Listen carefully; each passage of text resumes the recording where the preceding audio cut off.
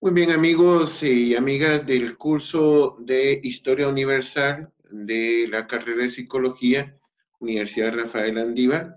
Pues ni modo, estamos viendo cómo esta situación histórica, por cierto, está afectándonos a todos a nivel mundial.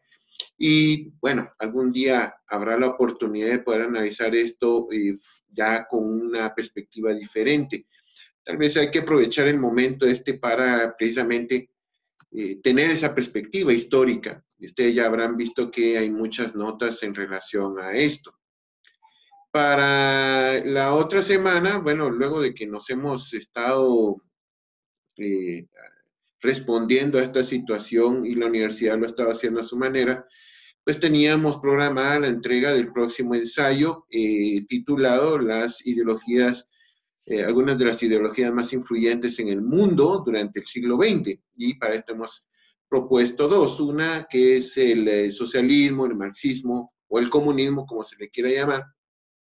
Y la otra que es el feminismo. Ambas han sido, digamos, han convergido y otras veces han sido completamente dispares. En el momento actual pareciera ser de que han habido bastante más acercamientos, pero la idea es que puedan ustedes analizar estas dos. Hay un video que hemos subido con respecto al tema del marxismo y me gustaría solamente explicarles a ustedes algo con respecto al otro tema que es el feminismo. Esto va a ser una cuestión bastante corta.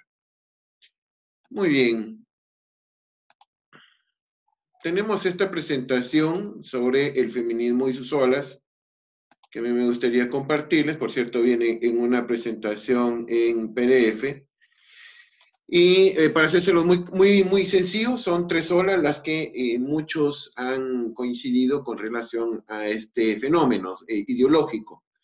La primera ola, a la que se le llama, o sea, la primera parte de la ideología feminista, plantea desde el siglo XVIII hasta el siglo XIX, muy entrado el siglo XIX, el tema de los derechos civiles para las mujeres, como habíamos abordado antes o habíamos platicado con relación al tema de los liberales.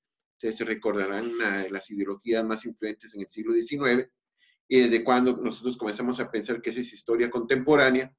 Precisamente estos grupos de mujeres, esta primera ola feminista, comienza a plantear la necesidad de cuestionar el poder como se había estado ejerciendo, pero no pensándolo en como si fueran en este caso los hombres, sino que planteándolo como una cuestión un poco más democrática. Entonces, por eso piden la abolición de privilegios masculinos, como por ejemplo el tema de la existencia de la aristocracia.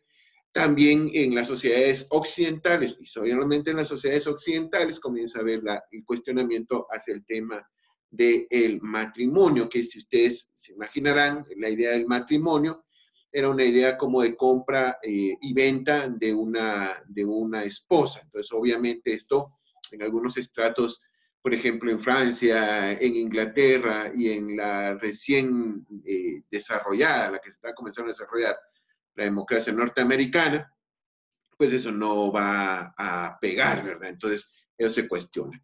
Entonces piden derechos matrimoniales, el derecho a los hijos, al trabajo, comienza a haber una primera incursión de mujeres en el campo laboral. Obviamente también el boom de la formación universitaria, comienzan a llegar las primeras mujeres a las universidades, mujeres de clases muy altas, y luego comienza a platicarse un poco acerca del voto. Hay que entender que a mediados del siglo XIX se van a suceder una serie de conflictos muy grandes, entre otras muchas, el conflicto que sucede en Estados Unidos, que es la guerra civil que va de 1860 y fracción, más o menos unos 4 o 5 años de guerra. Muy bien, esta es la primera ola. Si ustedes se dan cuenta, la primera ola del feminismo va de la mano con el desarrollo de las fuerzas productivas en el mundo. Muy bien. Aparecen algunas imágenes con respecto a estas primeras mujeres.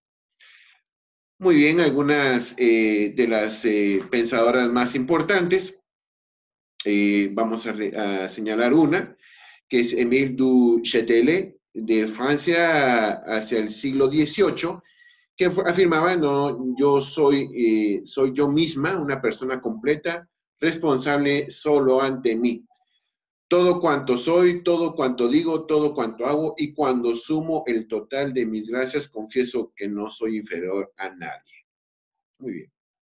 La segunda ola, que es la que va de la mitad del siglo XIX hasta el primer tercio del siglo XX. Esta comienza a plantear el tema de los derechos políticos para las mujeres y dice, sin derechos políticos para las mujeres no hay paz ni hay democracia. Ya para esto, ahí se recuerdan de que ha pasado la Primera Guerra Mundial, una Primera Guerra Mundial que, como en todas las guerras hasta el día de hoy, la mayor cantidad de víctimas han sido los hombres, pero eh, debido a que la mayor cantidad de los hombres en la Primera Guerra Mundial se fueron a la guerra, sobre todo en la parte de Europa, en la Europa industrializada,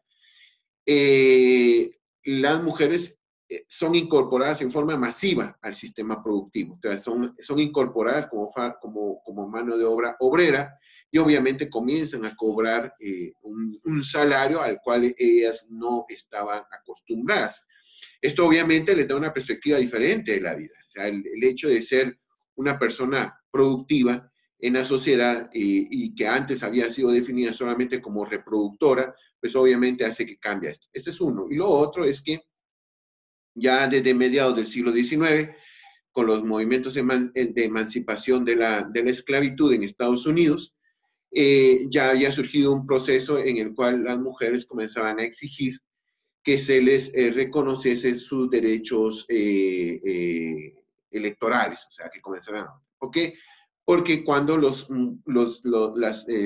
población negra que había sido sacada de la oscuridad de la esclavitud y había sido incorporada como ciudadanos, como pasó también en Guatemala con relación al tema de ser siervos a ser ciudadanos, entonces las mujeres, pues obviamente, y sobre todo las mujeres de clases altas, comienzan a señalar el hecho de que, bueno, si a estos hombres que hasta hacía unos años no habían tenido derechos, porque ya no iban a tener derechos a poder elegir y ser electos. Por eso a esto se le llama el movimiento de las sufragistas. Entonces ahí piden el sufragio universal, el acceso a la educación superior, el acceso a los cargos, obviamente, las condiciones laborales, los derechos y los deberes equiparables con los hombres. Si ustedes se dan cuenta, digamos, estas exigencias que se dan durante esta época y luego la aceptación de esas exigencias, no sea solamente por el tema de la lucha de las mujeres, las cuales fueron bastante importantes, pero también se dio porque ya el sistema ya no aguantaba con eso. O sea, el reconocer los derechos de las mujeres también fue una parte del reconocimiento del mismo sistema productivo, del mismo sistema electoral. Obviamente, esos reclamos sí tenían sentido y entonces por eso se les comienza a dar cabida.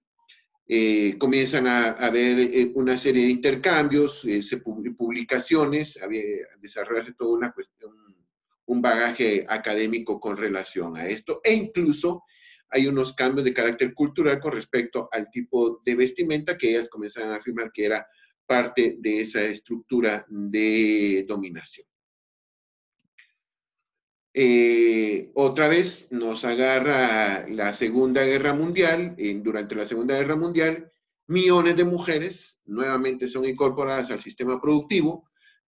Nuevamente millones de mujeres se involucran en el esfuerzo militar y obviamente estas mujeres, esta fuerza no se podía obviar por parte de los sistemas políticos. Entonces, por lo tanto, entran de forma fuerte en el sistema. Muy bien, entonces, incluso durante esta época, aquí estamos viendo una participación de mujeres en una fábrica, uno de los grandes hitos de la historia a nivel, hay que hablarlo desde la cuestión sanitaria, es el hecho del aparecimiento de las primeras medidas anticonceptivas. O sea, las pastillas anticonceptivas y obviamente los profilácticos para el caso de los hombres, comenzaban a impactar sobre todo en el tema de que las mujeres ahora sí ya podían tener un poco más de derecho a la hora de elegir la forma como se iban a ir reproduciendo.